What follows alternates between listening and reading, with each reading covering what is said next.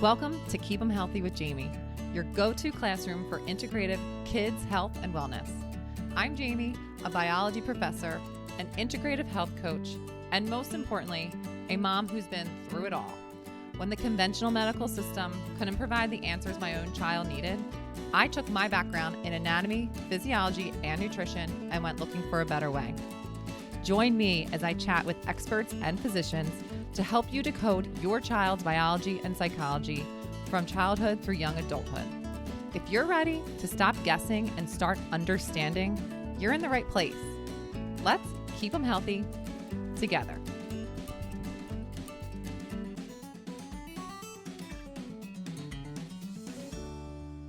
All right, guys, I am so excited for today's episode. We are diving into something I personally think about all the time, and not even just in sports, but it's how we show up as leaders. So we're being told that winning is everything. So if you don't have that medal or trophy, you didn't do the work. Well, my guest today is basically here. He's going to flip that script. We are sitting down with Russ Romano. He's the founder of the D1 Mindset Coach.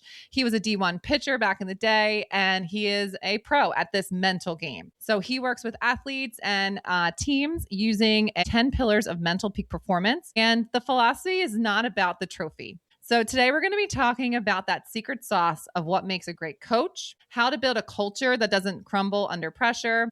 And I actually am curious, and I didn't tell Russ I was going to ask this question yet, but I'm curious about if gender makes a difference to how the coach approaches a team. So we're going to close this gap, then Russ is going to help us of where we are and then where we could be. And the energy that Russ brings is a little bit of this energy that we all need right now. So let's get into it with Russ Romano. Welcome to the show. Oh my gosh. Thank you, Jamie. I tell everybody, you got to bring the juice, right? So whether you're in a meeting right now, whether you're about to, coach your athletes, bring the juice. I love it.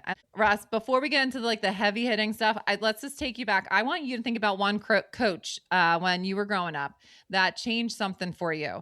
And if they were standing here right now, what's that one non-sport lesson they taught you that you would use every single day? I think of my high school baseball coach, and think of my dad. Okay. But my dad was my coach, and unfortunately he passed away at a young age. He was 47. It's my age now, but he coached me up until around 30 years old. And, one thing and he was a great tactician of the game of baseball. He really understood the sport. But one thing I remember, we had a boy on our travel team who was not very good, talent wise. And I'll never forget my father, how he treated that athlete, how he made him feel included in everything that we did as a team. And mainly, he kept a scorebook.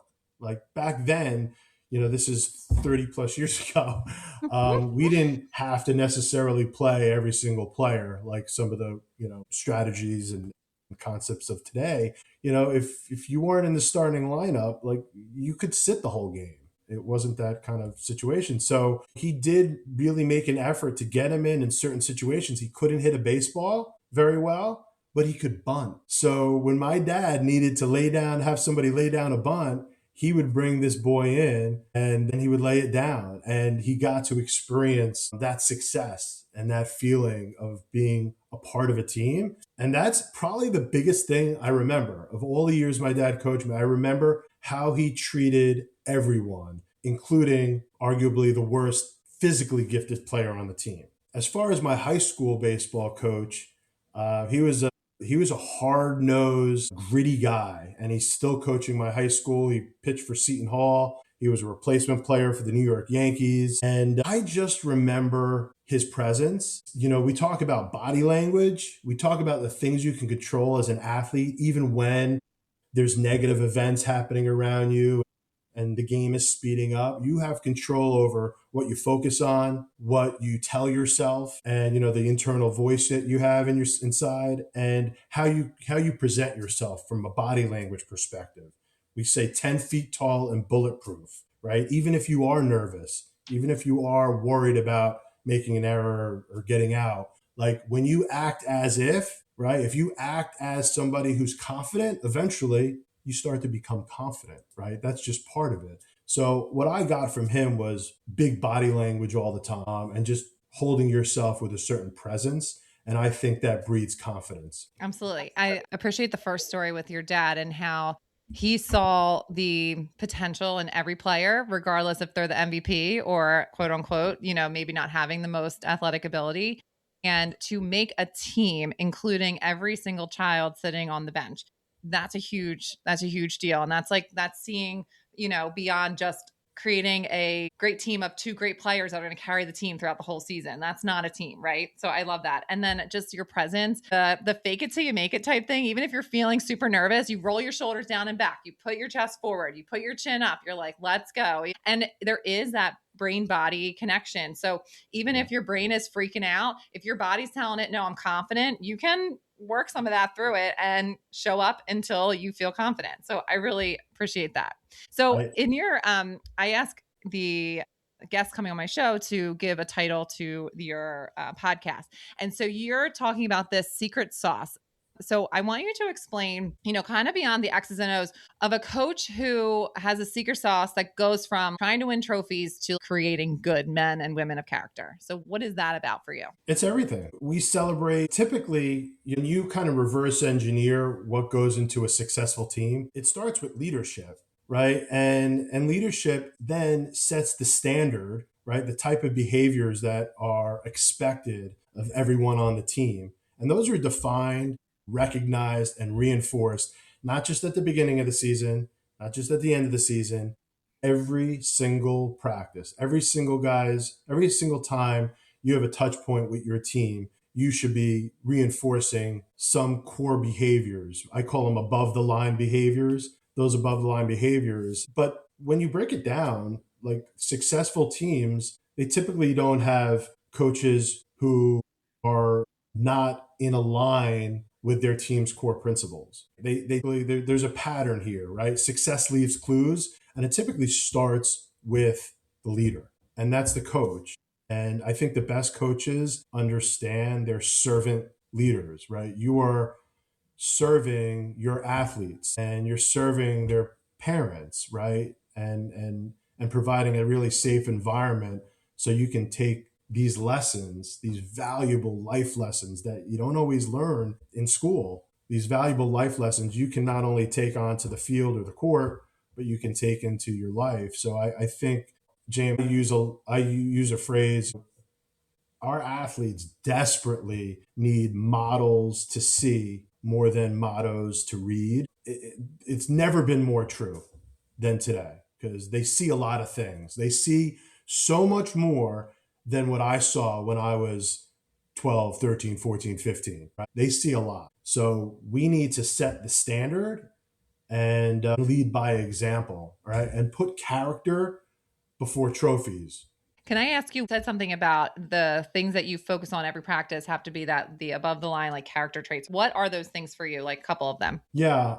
So there's things you can control and there's things you can't control. We have to focus as coaches, as leaders, we have to focus on the things that we can control for ourselves and our athletes can control. There's no greater examples of that than effort, attitude, and what you put into your growth and getting a little bit better every day. So the above the line behaviors, the teams that I work with and the teams that I've coached, we define what our core principles are, right? We define what the behaviors that we want to live in alignment with as a unit, but it's not just the words. It's going one step further and defining that into what does that mean in terms of behavior. So, you've probably had kids who were a part of a team that maybe had some core principles. It could have been discipline. It could have been we over me. These are all great above the line concepts. And I think what I see that tends to be missing in this step of kind of defining your standards as a team is giving your athletes real life examples of what they mean, right? Going one layer below that and saying, okay, well, what does it mean to be disciplined, right? Discipline is doing something even when you don't feel like doing it. And doing the hard things, even though you don't feel like doing it. There's an equation that I use all the time, C greater than F equals R. When your commitment is greater than your feelings, that's going to produce results long term. So as a team, I'm defining what our core principles are, and I'm having a conversation with our athletes about those core principles. And I'm also having the athletes, you could have them help you in defining their core principles, right? Ask them, hey, what are three kind of principles or words that you want to live in alignment with, and then combine them and maybe break them down into the top five and adopt those as your team core principles, and then define what those core principles actually mean. So we over me is a core principles of one of the team that I coach. Well, what does that mean? We over me. Well, if one of the boys or girls strikes out, is it a we over me mindset or we over me culture?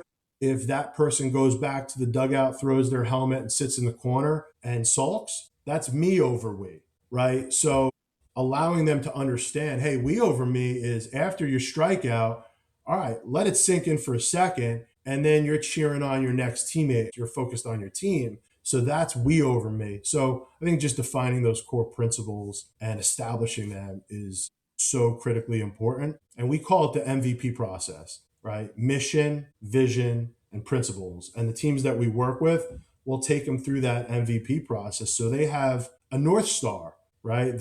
The leader or the coach has a North Star in how to operate and how to conduct themselves. And it's not all reactionary.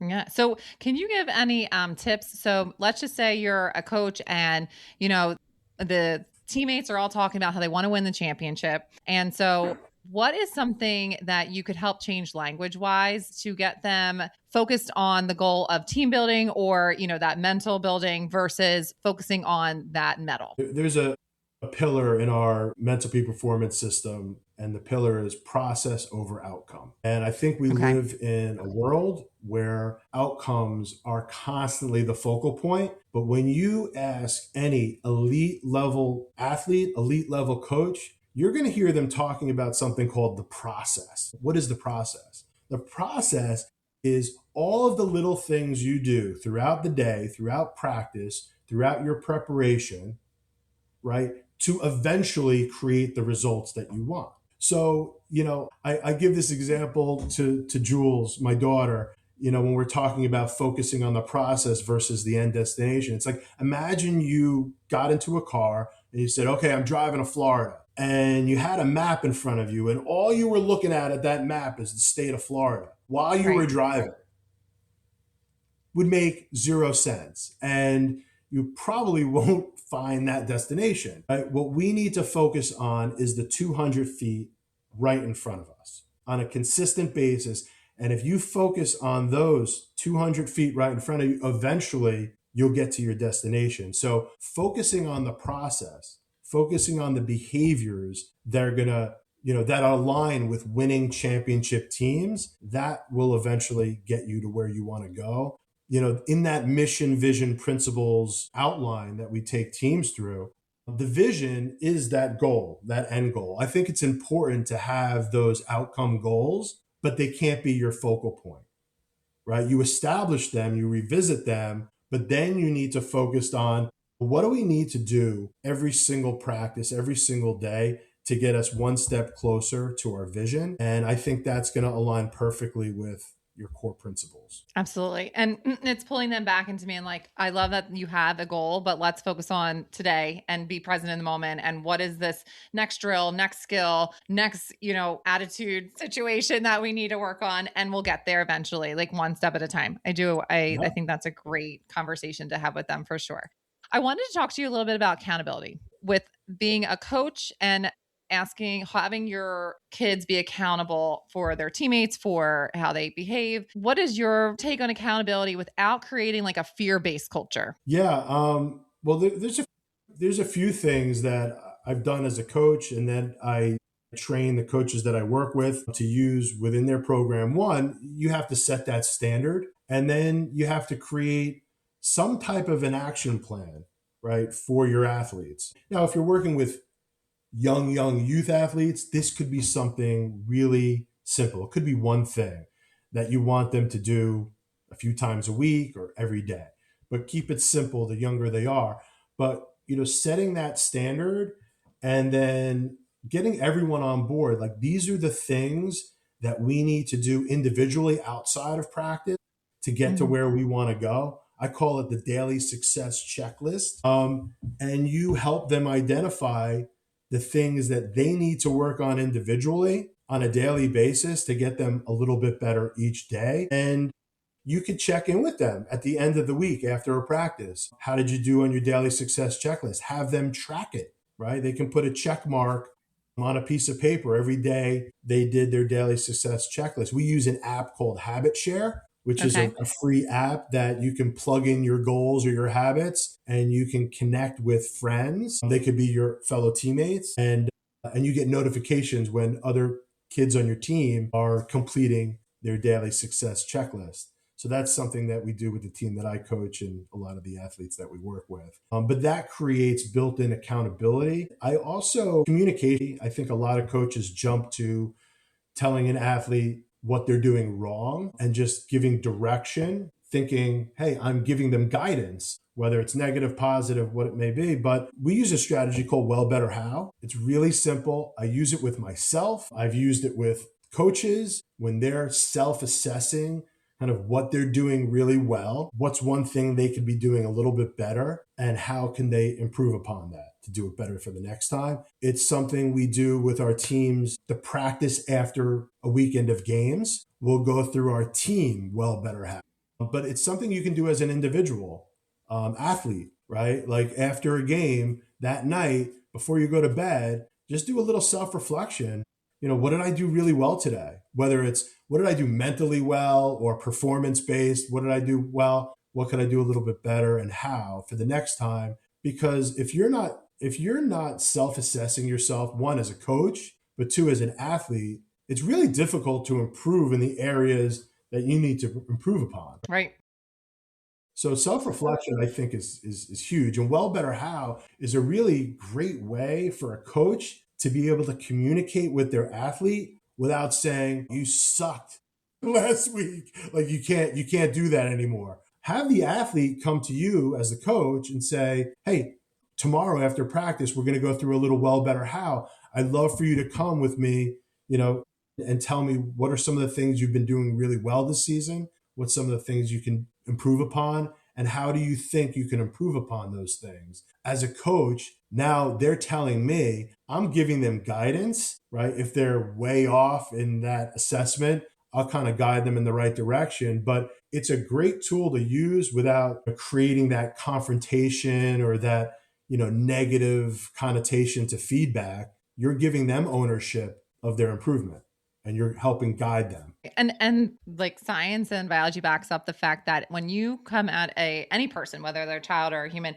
and you come at them and create a threatening negative experience, they're going to shut down because they're going into like survival mode and they're not even Yeah. thinking and absorbing what you're saying. They're just like frozen in time basically and not thinking the way that you're wanting them to think. So to start off being like, this is what you did really well. You started off as like a nice situation and you focus on whatever it was, their attitude, their effort, whatever it was they were doing well. And then this is what you can do better and how. And so you're giving them you're giving them a full spectrum of thought, but then you're also at the end saying, okay, so here's how I'm holding you accountable.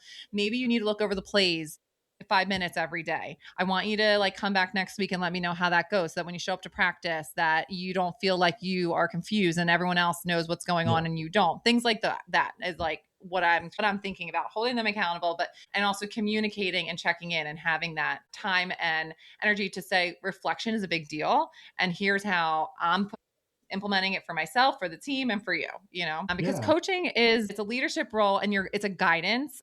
We're not meant to do everything for them, but it's having an end goal for as a coach to be like, okay, how am I going to move this dial for this team, for this child in the way that they're on their way for their athleticism or whatever it is. So what I wanted to ask you gender wise, like boys versus girls, and I don't know if this is your wheelhouse or not, but do you feel like there is a need for like a language shifts or something, basically going like boys maybe do well when you challenge them, when you're trying to focus on challenges versus girls maybe are more connection based? Is there any science or any studies on that you can share about? Or Giving you studies. I'm not going to quote studies I'm not yeah, sure about, but yeah. I will tell you I've worked with female athletic teams. I've talked to a lot of coaches that coach women high performance athletes, and I'll tell you the standard is the standard, Okay. right? Like set the standard, and you got to create connection, whether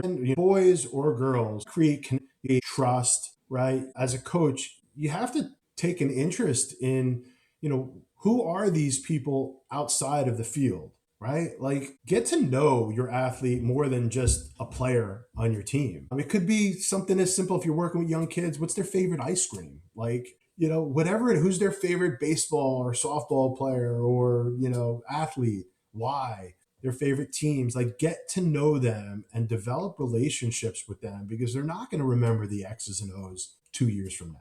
Like, they're going to remember how you made them feel, and that's going to give them the confidence to love the game that they're playing and want to play it next year and the year after. And it all falls to the coach. I've seen coaches break kids, talented kids that no longer play the game that they once loved. And I've also seen coaches elevate and bring an athlete to a whole new mindset and a whole new level. Jamie, I always say, good coaches teach you how to win. Great coaches teach you how to fail, right? And there's a difference, right? How do you conduct yourself? How do you talk to yourself? How do you rebound and create resilience and after a negative event, a tough loss? Those are the great coaches. They're teaching those skill sets, because we're all going to lose. It won't be the last time they lose on a field, and it won't be the last time they lose in life. They're going to get knocked down. And where do we learn the resilience on how to respond after a loss? Is it in school? Maybe. Is it at home? Hopefully, as parents, I'm talking about losing and how to respond to failure more than the success. I'm talking to my kids about, and believe me, I'm not a perfect parent, far from it, but I'm talking to my kids about, you got an A on that test or you hit that home run. Great. Did you study? Did you practice throughout the week? Like, honestly, because there's going to be times like, I don't care about the end result. I do. I'm going to celebrate it, but I am focused on what did you do to get that result, right? So maybe my kid's just naturally smart and he doesn't need to try hard, so he gets A's in certain classes. Well, what am I teaching him or her as a coach or as a parent if I only focus on the A that they happen to get? I want to know, hey, what did you do to study? That's awesome. Like, congratulations on that great test. Same thing in the field, right? Like, all right, great home run. So as a coach, I'm celebrating the effort and the hard work I see in practice and then outside of practice. I think there's something to be said about the coach. When kids are in school, there's a lot of memorization and different things. Like you're saying, you can get an A and not even have to try. You just have to be sitting in the room and absorb the information. But I think there's something about an opportunity as a coach for sports. I mean, if you were to ask me when I was in high school, I did excellent academically. I can't remember anything. I just memorized it and then threw it out the window because it didn't matter to me. What I actually remember are my experiences when I was on the volleyball court, my experiences when I was on the bus ride going to my tennis games, like all those things, and the way I had to be a captain at one season point. Like those are the real life experiences that you're actively involved in that sports give you. So coaches have this opportunity to give that reflection, to give that guidance, to say, hey, this is what's happening right now. And it's happening on the court, and you're going to get through it and you're going to live to see another day. And it's also going to happen in life when you're getting your job interview or whatever it is that you're doing, and you're going to have that victory or that loss, and you're going to have to respond to it. And it's teaching them, okay, well, how do we want to respond to this? And guess what? When you talk to each student or athlete or whoever it is, the way they respond is going to be different. And it's not always going to look like the same way you respond. But the whole point as a coach is to give them space to respond and guide them. If it is a negative response, be like, hey, why don't we take a look at this and maybe start changing our language and giving ourselves some better positive language so that we can work through this in a different way. Or, hey, like, did you ever think about what you've learned out of this that could be positive? Like, yeah, you did lose the championship, but look at what you've gained through X, Y, and Z. That is our opportunity as a coach. And I think that's super important for coaches to put into stock that, yes, we're there to help them become the best athletes and win and all those things. But really, ultimately, this is the moment in their lives that they are living experiences that will stay with them for forever. What's your take on that? Well, you're spot on. I mean, God bless all of our parents who volunteer as a coach. One, I think, sometimes they get unfair treatment from parents, but two, they're putting themselves out there. Now, they need to remember we all want to win, right? Like, that's a goal, but what are you going to do to get there? And that's create a safe environment. That's to build trust with your athletes. That's to set expectations and standards, to work them hard and teach them how to work hard and why it's important, but also hold them accountable. Jamie, I think we're in an era where there's been a pushback on coaching somebody hard. And I just want to clarify this a little bit. So I think the best coaches push you out of your comfort zone and coach you hard. There's a difference between coaching someone hard where you haven't developed any level of trust with your athletes and your parents versus coaching somebody hard where you have developed that relationship and you have developed that trust. And when you've developed that relationship and that trust and you understand how that athlete responds, then you coach them hard. So coaching hard, give me an example of like, what would that look like for you? Well, sometimes when, you're looking, inside and you're watching a coach get in one of their athletes' face and talk to them sternly or even raise their voice and yell. Well, I don't know. Like, I'm not going to jump the gun and say that's a terrible coach, right? Obviously, we don't want to be using profanities and you don't want to embarrass the heck out of somebody in front of their peers. But, coaching somebody hard is pushing them outside of their comfort zone to get the best out of them. But you can only do that when they have your trust, when they know their best interests are your priority. And I think too many coaches jump the gun and start doing some of these things and maybe raising their voices or calling somebody out when they don't have that level of trust. And there's no emotional safety there. And then it's like, well, now you're just embarrassing the kid and now they may close up, right? So I think you can, and Corey Close, who just won for UCLA, who just won the, women's national basketball championship, she talks about this a lot. Like, and John Wooden taught her that, you could love and respect your athletes and you can coach them hard. It doesn't need to be one or the other. But I think and that relationship is a prerequisite for certain things, right? I know. And for me, like when I say coaching hard, I think it's holding them accountable to the expectation. So,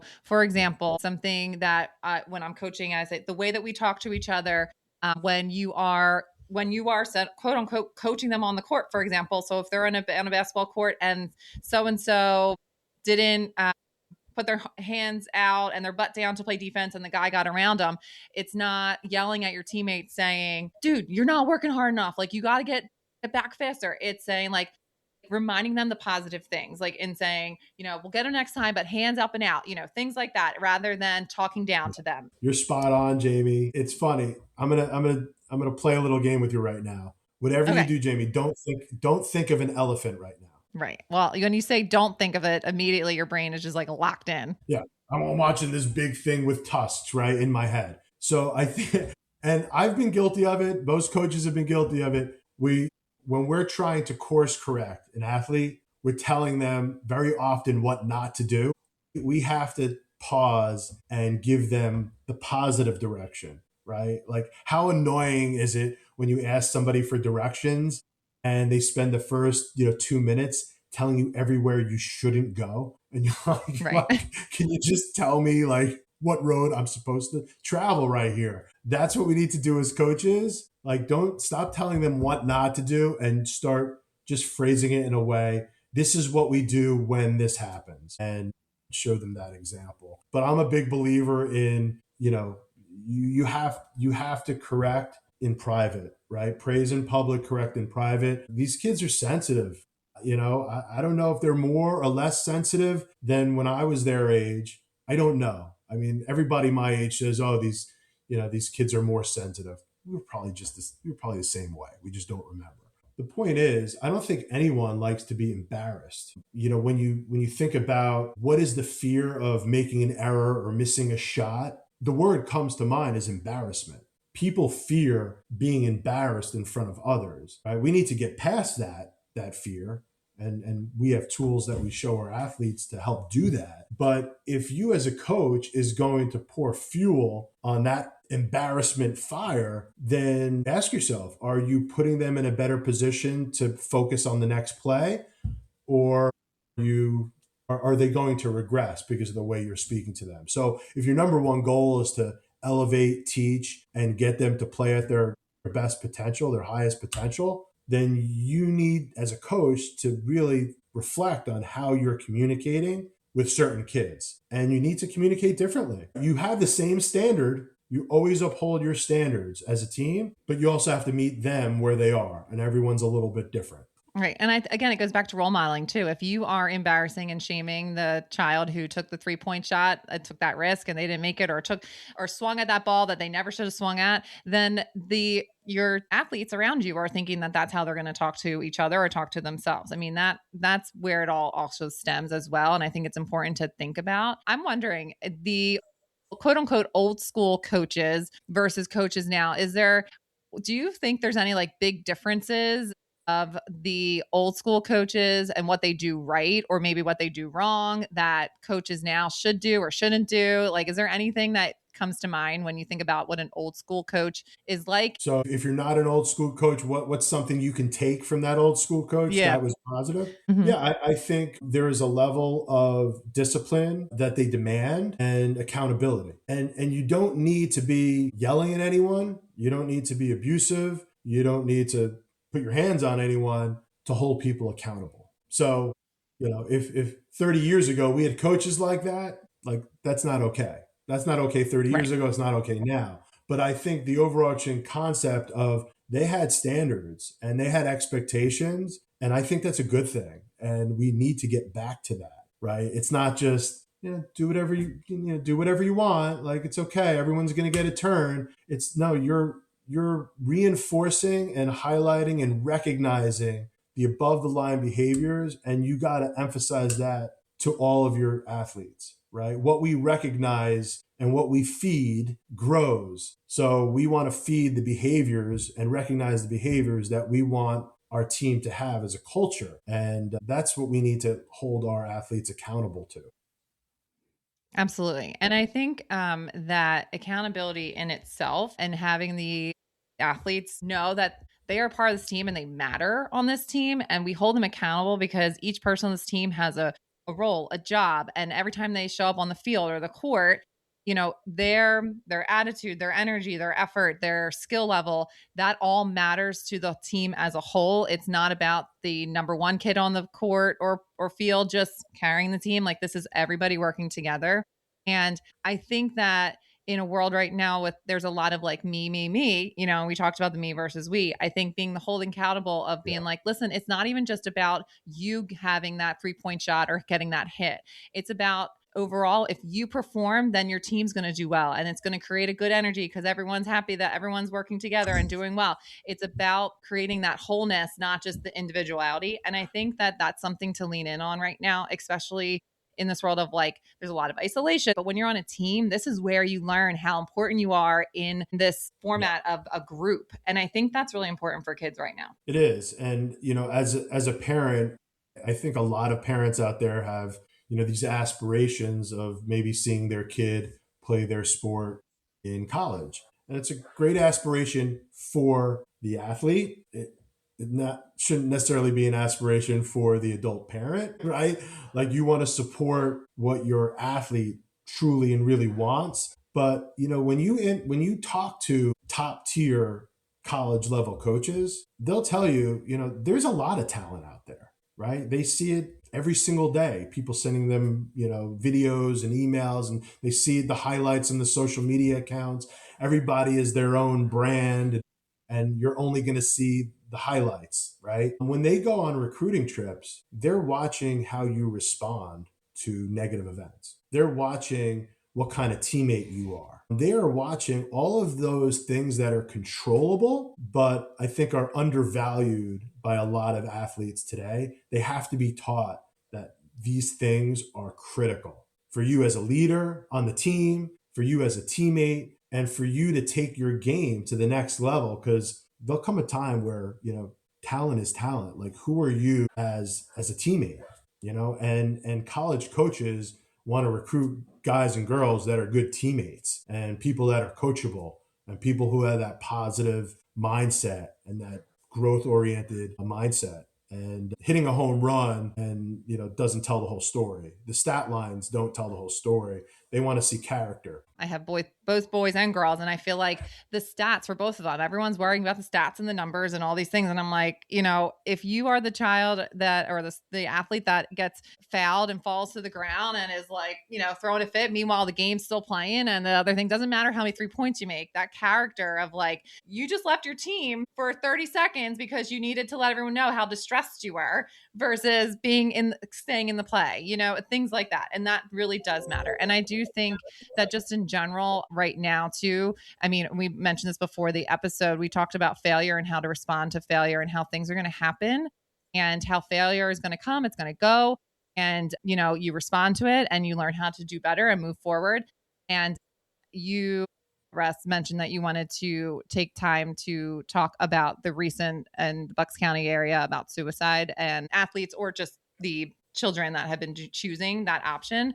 And so I would love for you to talk about that right now. Yeah. I don't pretend to know the intimate details of the situation. All I know is from the outside looking in as a father of a teenage girl and kind of seeing and hearing what's happened in the community with, some young people taking their lives and making final decisions based on temporary issues that they may be dealing with is really concerning.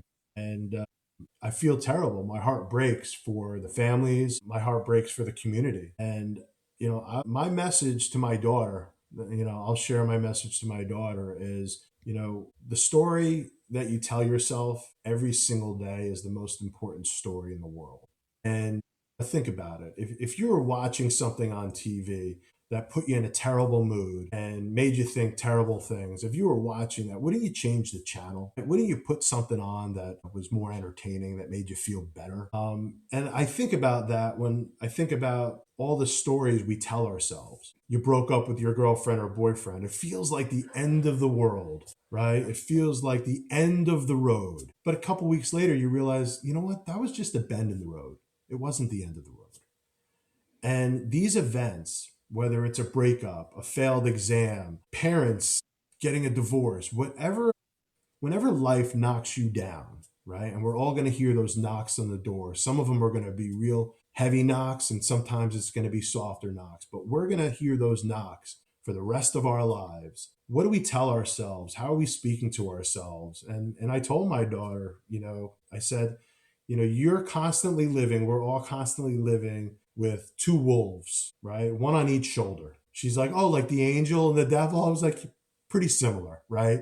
We have the negative wolf and the positive wolf. And Jamie, those wolves are constantly fighting with one another. And I asked my daughter, I said, you know what wolf wins at the end of the day? She said, no, I don't know. I said, it's the one you feed. So we need to always remember to feed ourselves positivity, right? To look at a situation for what it is, right? Not denounce those feelings in the moment, right?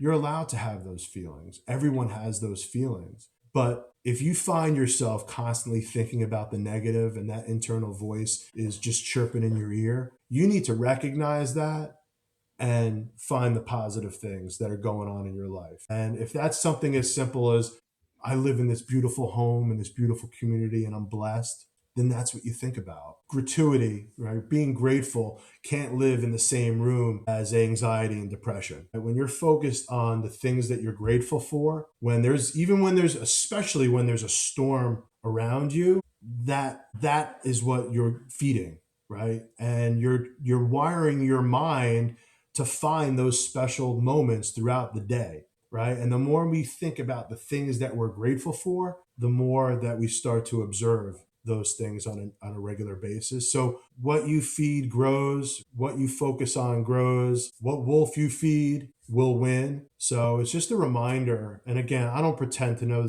the specifics of what happened. I just know as a whole, we all go through this, right? We all get those hard knocks on the door, and it's how we respond to them that is going to make all the difference. And I just told Jules, my daughter, I said, just make sure you're not making final decisions based on temporary situations, right? Absolutely. Thank you for that. And I do think that when you practice gratitude is a skill, you have to practice it every day. It's not like, oh, you have one good thought today and you're good for the rest of the day. That's not it. And sometimes it's just as simple as, look, I can move my fingers. How grateful am I that I have hands that will do these things for me? Or I have breath in my lungs, or I open my eyes and I can see. I mean, it doesn't have to be these big wins that you need to be grateful for. Because unfortunately, what we see out, if you're on social media, different things, we see everyone's big wins all the time. And gratitude does not have to live there. The gratitude can simply be, I can breathe, I can see, I can put my fingers together, I can touch, I just the basics, and how much of a miracle that is, that you have these sensory neurons that are telling you things are hot and cold, like things you have no control over, but they're just there and they're given to you. What a gift, And I do think that there is a lot to be said about, like you said, suicide is a permanent solution to a temporary problem. And we hope that we can support the people in our lives and be that role model, or that we can be that source of safety for them, and that the option is to move through the problem and not have it be a final issue. So thank you for sharing those words. I know that means a lot to you. And as parents of teenagers, we are grieving for the community, and there is nothing but prayers and future focus on just trying to be positive role models and safe places for the kids in our lives. And so being a coach is this opportunity to create a safe environment, but also one that can, like we said, that can push them to new boundaries, that can have them grow and evolve and become not only good athletes, but good people.